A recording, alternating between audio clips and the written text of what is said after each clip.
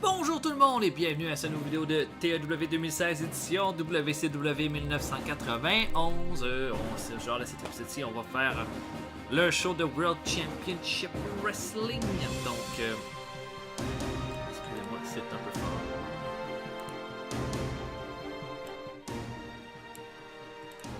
Donc, pour notre main event du prochain show, Ron Simmons et Brian Pillman vont affronter Butch Reed et Ric Flair, mais j'ai également une petite idée pour d'autres combats. Voilà. Donc ça va être on va avoir des gros storylines durant ce mois-ci, mais je vous les garde un peu secrets là, pour que vous puissiez avoir un peu de surprise, hein, que je vous dise pas nécessairement tout ce qui va se passer. Je vous dis que pour la ceinture mondiale, j'ai un solide storyline qui se dessine et j'ai vraiment hâte de le développer.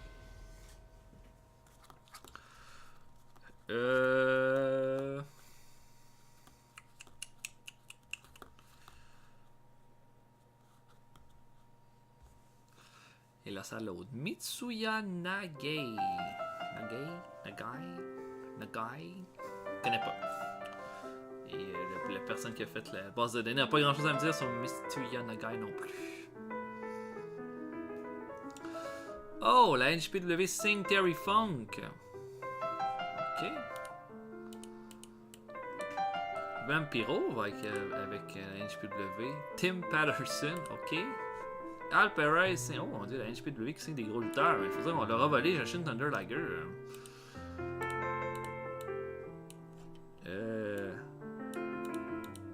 C'est pas mal ça. C'était Superstars. Jake Roberts a battu The Undertaker en main event et les Ultimate Maniacs ont battu le Orient Express. Sinon, pas grand chose d'autre à dire. Hein? Donc, ok.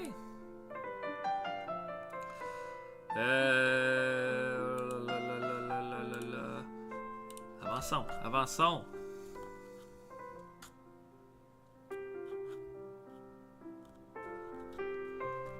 Don King, ça répète mon personnage, mais j'ai choisi Schwarzenegger. J'aime plus Schwarzenegger que Don King, personnellement. Hein?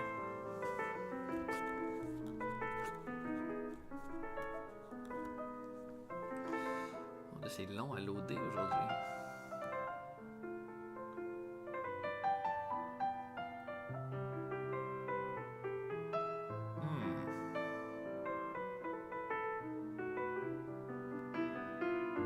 Bon, c'est pas divertissant là, hein, quand ça load longtemps comme ça. Il faut dire que je suis en train de faire le processus d'une autre vidéo en même temps que je fais celui-là. Donc j'imagine que ma machine commence à penser que je la force un peu. Et voilà. Ok, bon, on a des villes on va regarder ça tout un peu. Shoichi Funaki s'en va à la UEL. Ça pourrait être un gars intéressant, ça. Oh, Tommy Dreamer à la FMW. Tom Pritchard à la FMW. C'est pas un lutteur hardcore, ça. Ok.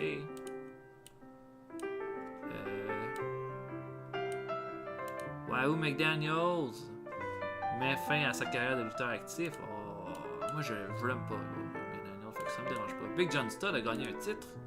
Et Dynamite Kid va tourner avec la NJPW. Oh my god, la NJPW là, qui vient de signer pas mal de lutteurs. Power Hour a fait un .012 de ratings. Ok, ça brasse au Japon.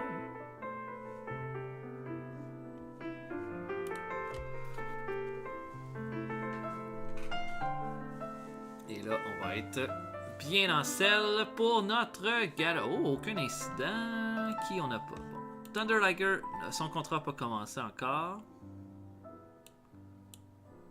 Hanson travaille ailleurs. Attendez un peu là. Je pensais que... Excusez, je vais regarder quelque chose. Bon, je peux pas regarder ça là. Mais j'étais sûr que Hanson était plus avec la AJPW pour ce mois-ci. Je pensais que...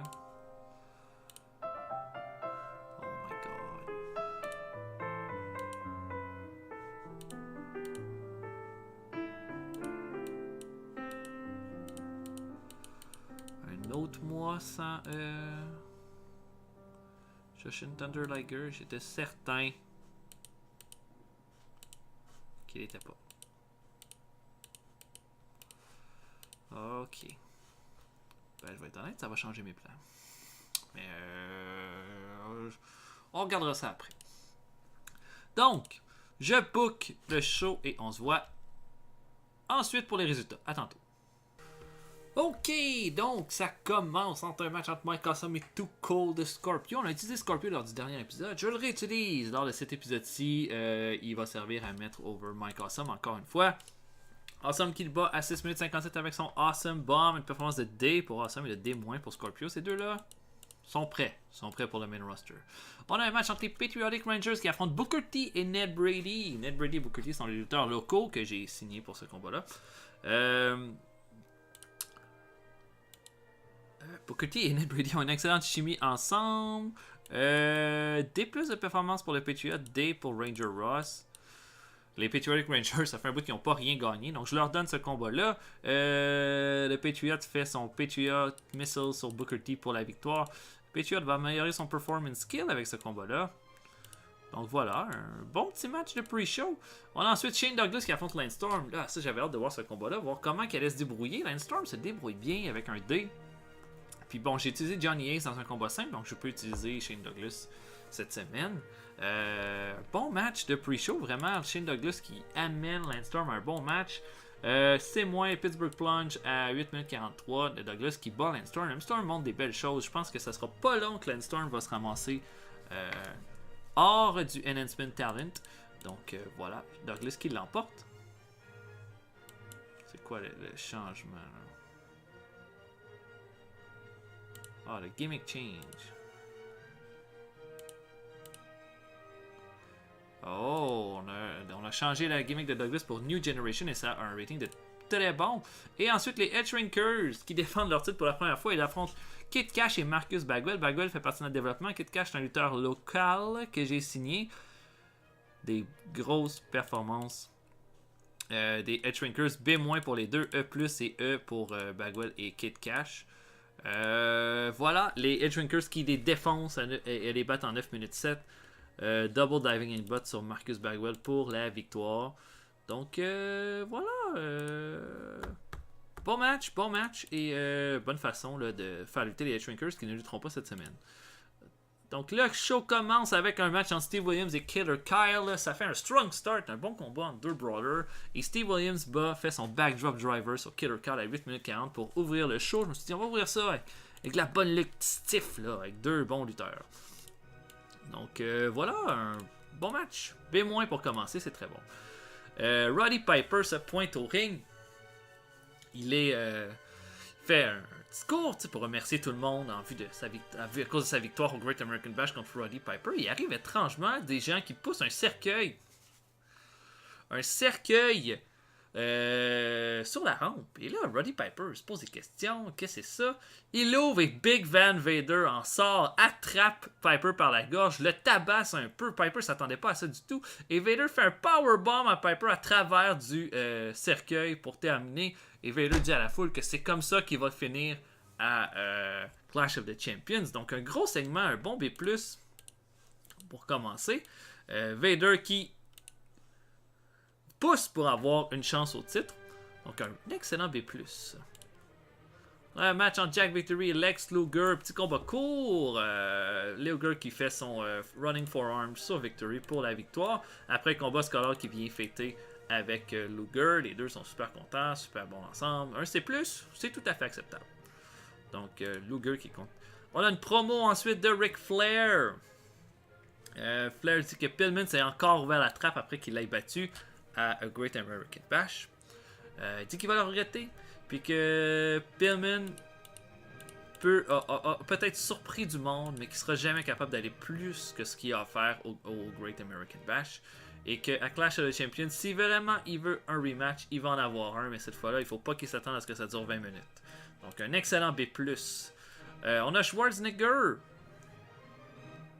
qui est en coulisses. Arrive Sid Vicious qui dit qu'il demande une chance au titre de Piper et qui dit que Vader mérite pas plus le titre que lui. Schwarzenegger dit ouais, ok, je vais y penser. Arrive Sid Vicious, arrive Sting aussi.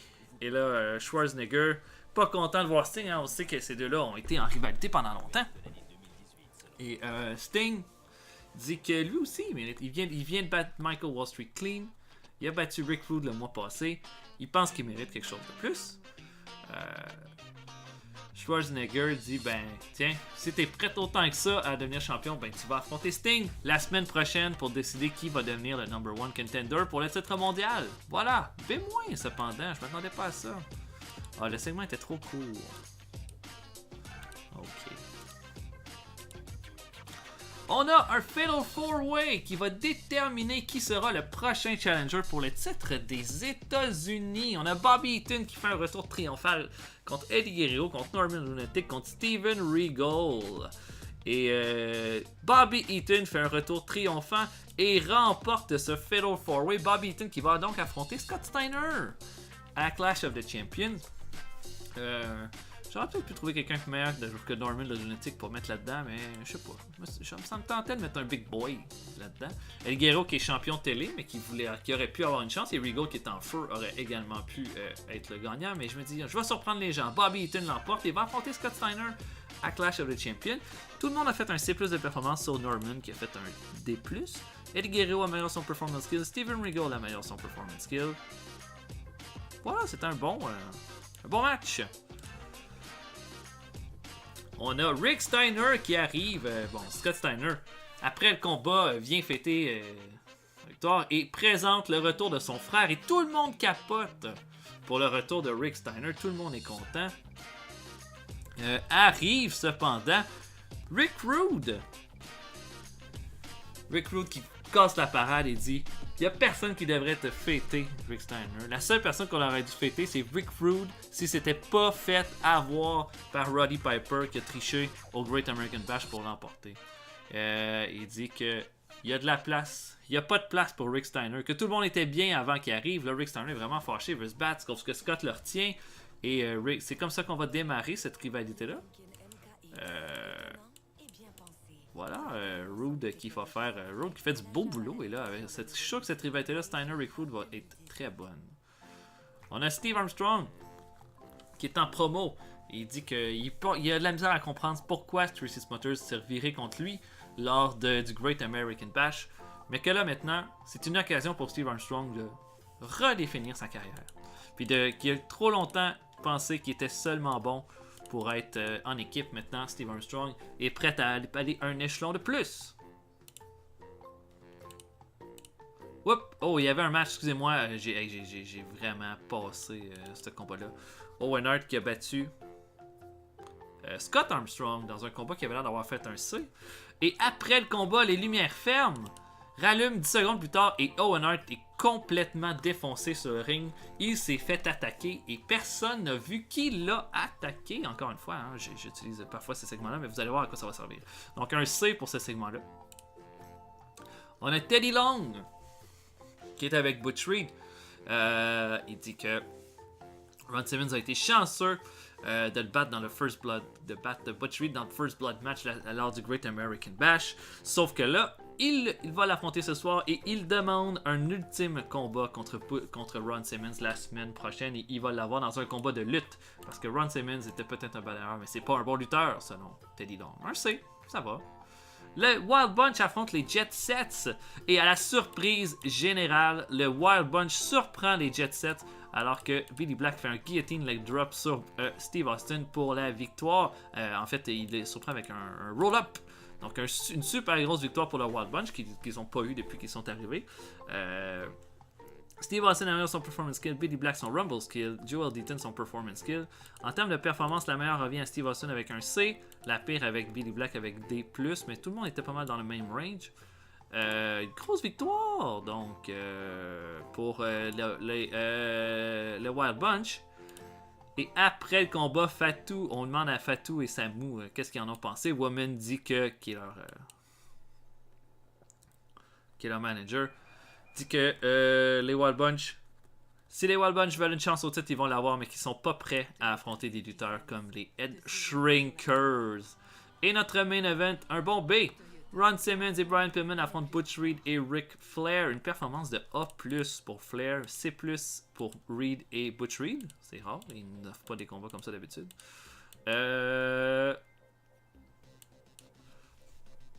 La victoire vient à Simmons qui surprend Butch Reed avec un Spinebuster. Il a pas une deuxième semaine de suite. Et fait le pin. Pillman va améliorer son performance skill. La gimmick de Ric Flair commence à être stale. Fait qu'on va la changer. Il y a quelqu'un qui joue la gimmick de Ric Flair meilleure que lui. Et je pense que c'est Buddy Landel. Donc on va changer ça. Donc un gros main event. Une belle victoire de Simmons et Pillman sur Butch Reed et Ric Flair. Ce match-là augmente notre popularité dans 15 régions.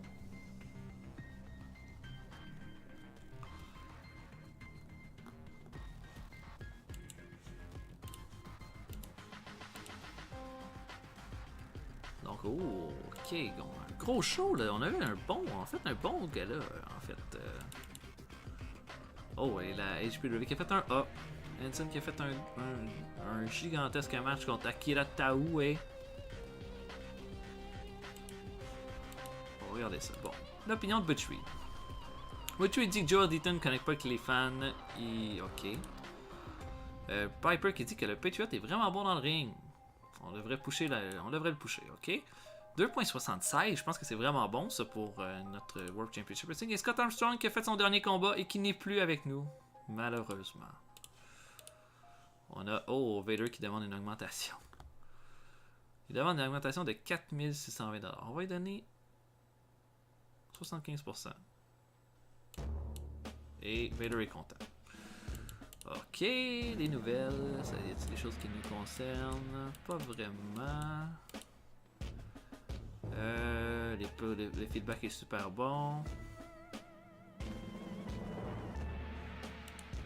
D'ailleurs, quand il y a 2 DVF, là, on va tout shortlister ça.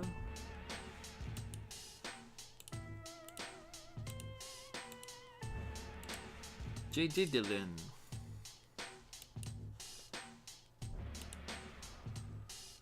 Qui est un manager. J'aurais pas vraiment de raison de signer JJ Dillon. J'ai déjà des bons road agents. Et là, pour notre prochain show qui va être main event. Moi, j'aimerais ça avoir un bon 6-man tag.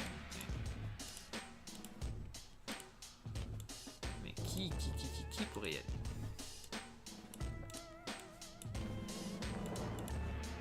Moi, j'ai le goût que Ricky Martin et Robert Gibson affrontent Jeffrey King et Steve Austin. En termes de... Il pourrait faire le Junkyard Dog. On l'utilise à sa juste mesure. Tiens, Buddy Landel. Un gros X-Men tag là, pour main event. Ça devrait être pas pire ça. Qu'est-ce que je voulais voir? Oui, il a changé la gimmick de Ric Flair. On va mettre un filter pour un heal.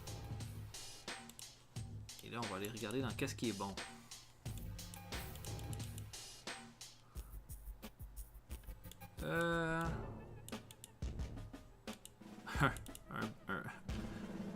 Un marin, ça serait pas pire. Oh, pour être le... Oh, oui. Quelqu'un qui pense que c'est le roi à avoir. Ça fait un peu poche, ça. Ravishing. Bah, je pense que Ric Flair joue déjà cette... Rick Rude joue déjà cette gimmick-là.